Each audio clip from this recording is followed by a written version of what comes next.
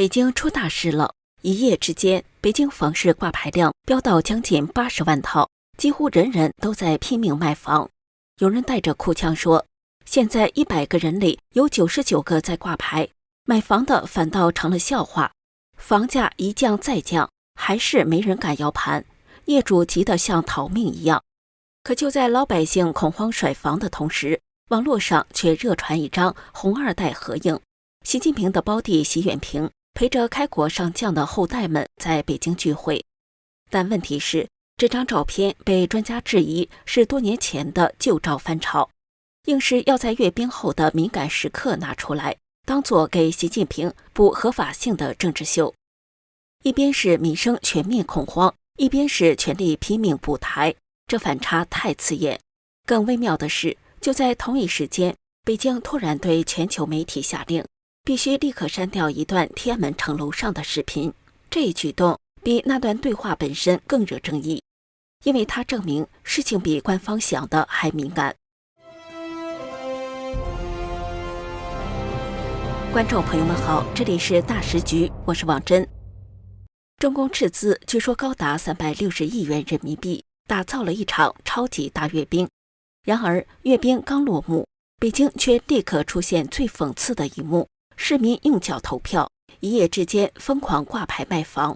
社交平台上流传的视频里，一位女子带着哭腔说，一夜之间啊，整个北京都在卖房子，北京房产的天全都变了，100个人里面有99个人在挂牌。她感叹，如今买房的人反倒成了笑话，没房的人在嘲笑有房的人，真是太心酸了。据称，北京的挂牌量已逼近18万套，每天还在新增数百套，许多业主不断降价，却依然难脱手。房子越积越多，库存压得人透不过气。有人无奈感叹，几年前还不敢想的场景，如今已经成为现实。这样的恐慌直接戳穿了阅兵大国自信的宣传幻想。当上层还在高唱强国梦，底层却拼命抛售房产，准备逃离。民生的崩盘正是政权的崩盘前兆。北京天安门阅兵原本是中共刻意营造的权威展示，然而阅兵开始之前的一段插曲却意外成为全球媒体的头条。中共党魁习近平与俄罗斯总统普京在城楼前闲聊时，谈到器官移植、长生不老，甚至脱口而出，本世纪人类可能活到150岁。这段对话来自央视授权的直播信号，路透社按照授权合规剪成4分钟视频，分发给全球上千家媒体。但2天后的9月5号，路透社却接到央视法务的正式函件，要求立刻删除片段，并指控路透歪曲原意，超出范围。路透社当天下架了相关视频，并向客户发出删除命令。问题是，这段视频根本不是偷拍，而是公开直播。BBC、ABC、日本 ANN、凤凰卫视等多个信号源都同步转播。当局的删除令非但于事无补，反而坐实了事件的敏感性。网民嘲讽，以为互联网没有记忆吗？结果央视的掐播举动不仅没能消除争议，反倒让习近平要活到150岁成了国际笑话。为何震动这么大？第一，它触动了中国社会对领导人健康与权力延续的深层焦虑。这种150岁言论，荒诞中带着压迫感，让人感受到一种无穷尽的专制阴影。第二，对话里出现的器官移植更是敏感。过去20年，国际上至少发表过数十份报告，指控中共存在系统性强摘器官的行为。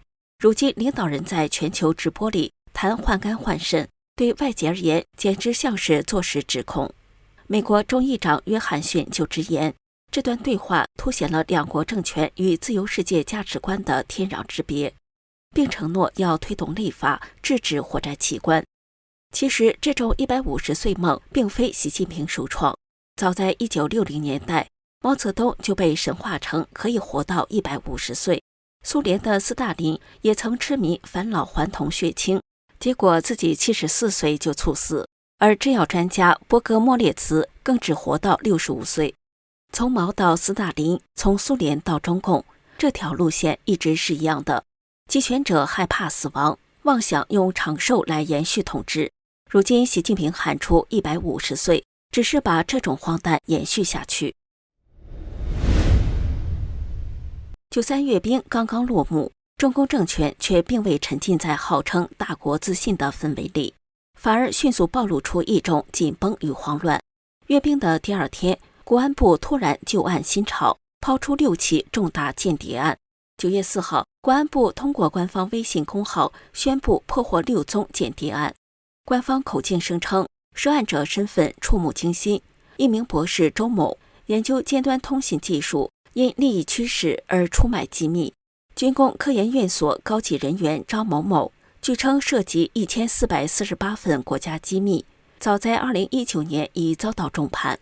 一名年轻交换生小哲赴台交流后，据称被策反，回国后搜集情报。其余几名涉案者或因美色陷阱沦陷，或因钱财收买出卖国家。乍看之下，这些案子涵盖多个领域，从博士生到军工专家，从官员到留学生，几乎将整个体制的敏感人群一网打尽。然而细究时间，这些案件大多数都是数年前的旧案，并非新近发生。为何不早不晚，偏偏在阅兵结束后集中抛出？官方的说辞是警醒全社会，但外界普遍认为背后另有深意。阅兵期间，习近平与普京的器官移植长生不老对话意外外泄，已让当局颜面尽失。在这种尴尬之后，政权急需一个新的叙事来转移矛盾，于是把矛盾指向境外势力渗透，就成了最合适的选择。这既能掩盖直播事故的尴尬，又能再次强化外部敌人无处不在的政治叙事。更重要的是，这6起案件所营造的效果，不仅是打击间谍，更是震慑内部。博士、科研人员、留学生、公务员等等，这些身份几乎覆盖了整个体制的敏感层。官方刻意强调美色诱惑、金钱收买，暗示人人都可能沦陷，营造出一种草木皆兵的氛围。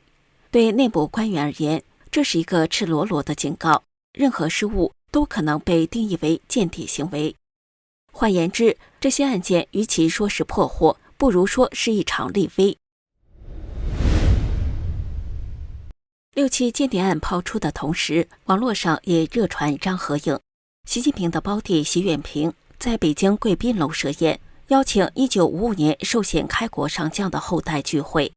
视频中，习近平仪态轻盈，头发浓黑，看上去精力充沛，很难看出已经快70岁的人了。不过，如果和他2019年出席西安解放70周年座谈会时的公开画面相比，6年前的他早已是头发花白且头发稀疏的老人了。两相对照，让人怀疑这张大合照的拍摄时间。视频人唐靖远、大宇都表示，这张照片是多年以前的旧照，并不是阅兵后的场景。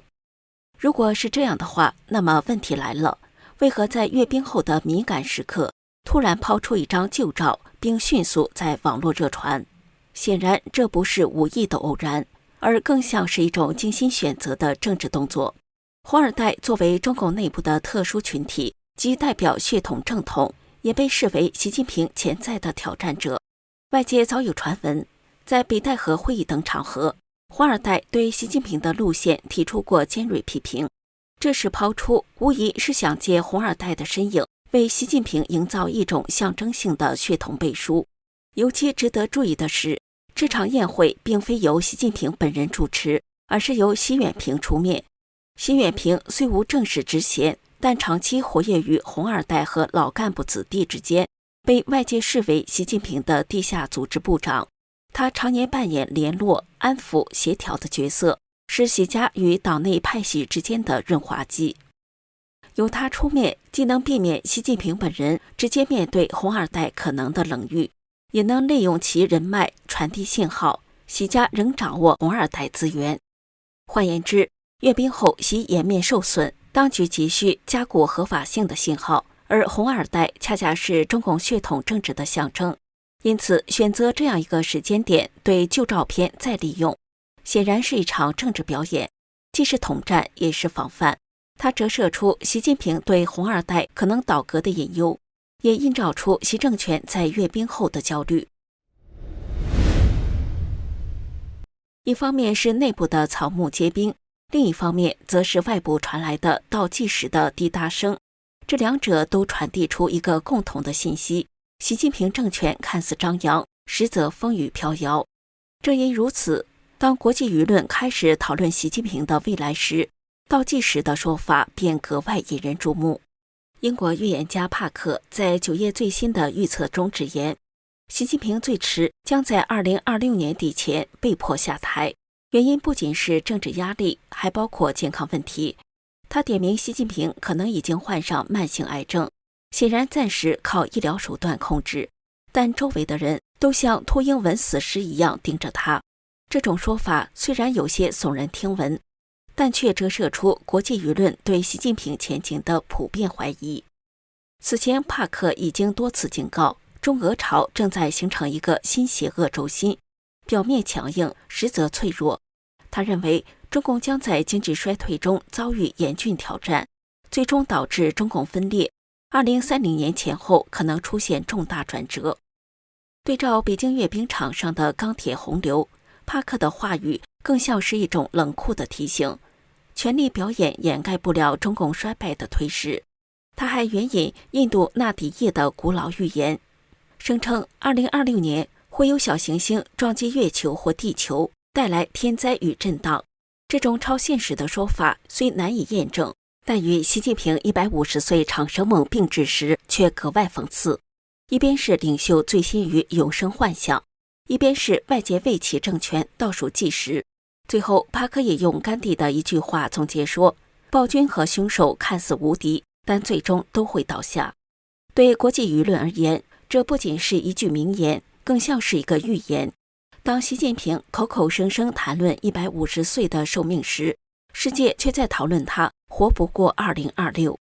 无论是军力的排场、血统的合影，还是口中的长生梦，都掩饰不了权力的脆弱。